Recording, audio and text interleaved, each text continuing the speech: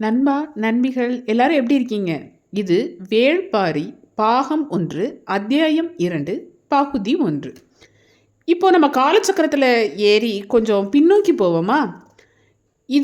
இந்த கதை நடந்துகிட்டு இருக்கிற காலத்துக்கு முன்னாடி ஒரு 300 ஆண்டுகள் முன்பு நடக்கிற கதை.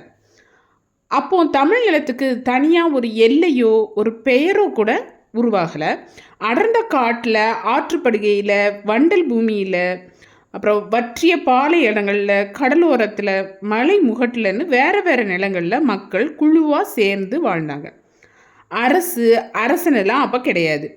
குலத்தலைவன் மட்டும்தான் இருந்தான். அவன்தான் குலங்களை வழி நடத்தி தலைமையேற்று நடத்திக்கிட்டே இருந்தான். குறிஞ்சி, முல்லை, மருதம், நெய்தல், பாலை அப்படிங்கிற 5 வகையான நிலங்களிலும் மனிதன் இயற்கையோடு இயற்கையாக வாழ்ந்துக்கிட்டு இருந்தாங்க. தேவைக்கு மட்டுமே உழைச்சி கொண்டாட்டமும் குதூகலமா ரொம்ப மகிழ்ச்சியாக இருந்தான். ஆண் பெண் அப்படிங்கிற பிரிவினையை தவிர வேறு எந்த பிரிவினையும் இல்லாமல் இருந்துச்சு. அப்போ வேட்டையாடிய உணவை நெருப்பில் சுட்டு சாப்பிட்டாங்க. அப்புறம் குகையில் இருந்த பெண்கள் ஓய்வு நேரத்தில் நீரை கொதிக்க வச்சு இறைச்சியை அதில் வேக வச்சாங்க. நெருப்பால் சுடாமலேயே சாப்பிட்ற பக்குவத்துக்கு அதை மாற்றினாங்க. வேக வைத்த உணவு அப்படின்னு ஒரு புதிய வகையான உணவு தோன்றியது. நெருப்பில் சுட்ட உணவுகளுக்கு ஆண் உணவுன்னும், நீரில் வேக வச்ச உணவுகளுக்கு பெண் உணவுன்னும் பேர் வந்துச்சு. ஆண் அவசரத்தின் அடையாளமாகவும், பெண் பக்குவத்தோட அடையாளமாகவும் ஆனாங்க. அப்போ தான் உணவு, தாவரங்கள், விலங்குகள், பறவைகள் எல்லாமே ஆணாகவும் பெண்ணாகவும் இருந்தது அப்படின்னு முடிவு பண்ணால் மனுஷன். உயிரினங்கள்லாம் இயற்கையாலே உருவாகினது. ஆண் பெண் பிரிவினை மட்டும்தான் இருந்துச்சு. வேறு எந்த பிரிவினையும் அப்போ இல்லாமல் இருந்தது. இந்த உலகம் ரொம்ப அழகாகவும் அமைதியாகவும் இருந்துச்சு. ஆனால் அந்த அமைதி மெல்ல குலைய ஆரம்பிச்சிது.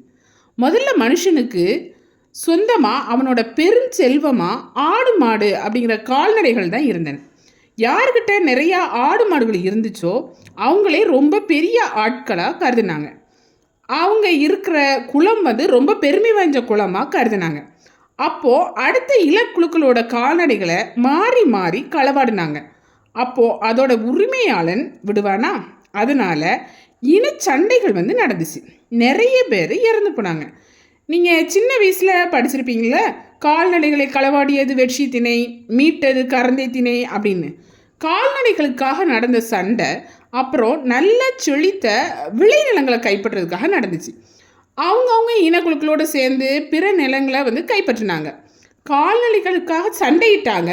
ஆனால் இப்போ நிலங்களுக்காக போராக மாறிடுச்சு. பல போர்கள் நடந்துச்சு. இரத்த ஆறு ஓடிச்சு. முதல்ல எதிரி நாட்டு வீரர்களை வெட்டி கொண்டாங்க. அப்புறம் அவங்களோட உழைப்பு எதிரி நாட்டுக்கு தேவைப்பட்டுச்சு. அதனால் வீரர்களை அடிமையாக்கி அவங்க நாட்டுக்கு கொண்டு போய் கடின வேலைகளுக்கு அவங்கள உபயோகித்தாங்க. அப்புறம் கடல் வழி வாணிகம் ஆரம்பிச்சிருச்சுங்க. அப்போ நிறைய அடிமைகள் தேவைப்பட்டாங்க கப்பல் செலுத்துறதுக்கு, இந்த மாதிரி வேலைகளுக்கு. முதல்ல நிலத்துக்காக நடந்த போர் இப்போ அடிமைகளுக்காக நடந்துச்சு. இப்படி பல இனக்குழுக்கள் வென்றாங்க. நாங்கள் தான் இன்னும் குலத்தலைவெல்லாம் கிடையாது, வேந்தர்கள் அப்படின்னு அவங்கள அறிவிச்சுக்கிட்டாங்க. அவங்களுக்கு தனித்தனி அடையாளமாக சில சடங்குகளை உருவாக்குனாங்க. தனியான கொடி, அப்புறம் தனியான சின்னம், தலைநகரம், மணிமுடி, அரச முரசு, வெண்கொற்றக்குடை அப்படின்னு எல்லாத்தையுமே அவங்களோட அடையாளமாக வச்சுக்கிட்டாங்க. வேந்தர்கள்னாலே சேர, சோழ, பாண்டியர்கள் மட்டுமே இருந்தாங்க. மற்றவங்க எல்லாரும் குறுநில மன்னர்கள் அப்படின்னு அறிவிச்சுக்கிட்டாங்க. காவேரி, வைகை, பேரியாறு அப்படிங்கிற நதிக்கரைகளோட ஓரமாக மூவேந்தர்கள் அவர்களோட நாடுகளை அமைச்சுக்கிட்டாங்க. அவங்களோட தலைமையை ஏற்காத சில இனக்குழுக்கள் மலையையும் காடு சார்ந்த நிலப்பகுதியிலையும் இருந்தாங்க.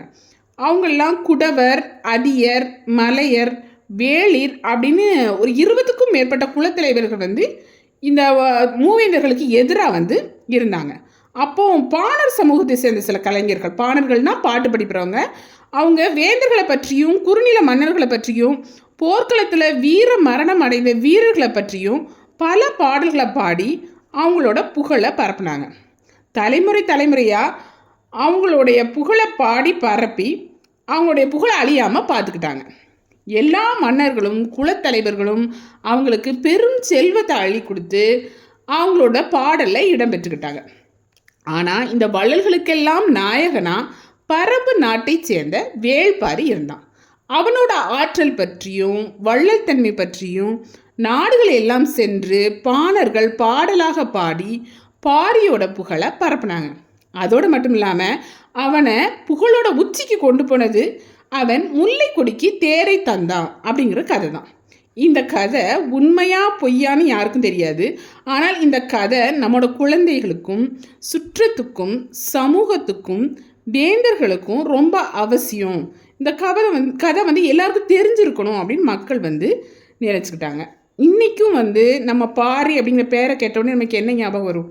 முல்லைக்கு தேர் கொடுத்த பாரி மன்னன் அப்படின்னு தான் நமக்கு எல்லாருக்குமே ஞாபகம் வரும்.